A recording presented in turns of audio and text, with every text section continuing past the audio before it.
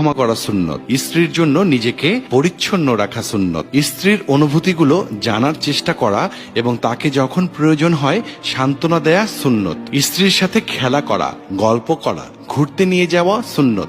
স্ত্রীর কোলে আবদ্ধ হওয়া এবং শিথিল করা সুন্নত। স্ত্রীকে সুন্দর নাম দিয়ে ডাকা সুন্নত। পরিবারের ব্যক্তিগত সদস্য এবং বন্ধুদের কাছে স্ত্রীর ব্যক্তিগত কথা প্রকাশ না করা সুন্নত। স্ত্রীর পিতামাতাকে ভালোবাসা এবং শ্রদ্ধা করা সুন্নত। স্ত্রীর এঁটো খাবার খাওয়া সুন্নত। স্ত্রীর অভিমান ভাঙানো সুন্নত। স্ত্রীর কোলে শুয়ে কোরআন তেলাওয়াত করা সুন্নত। স্ত্রীকে সালাম দেয়া সুন্নত। অনেক পুরুষই আছেন যারা এগুলোর একটা সুন্নত পালন করতে রাজি হন না, কিন্তু 4টা বিয়ের সুন্নতটা পালন করতে তারা সদা প্রস্তুত। এখন তো আপনি সব হাদিসগুলো জানলেন, এখন আপনি সিদ্ধান্ত নিন যে আপনি আরো একটি বিয়ে করবেন নাকি 4টি বিয়ে করবেন। আর সব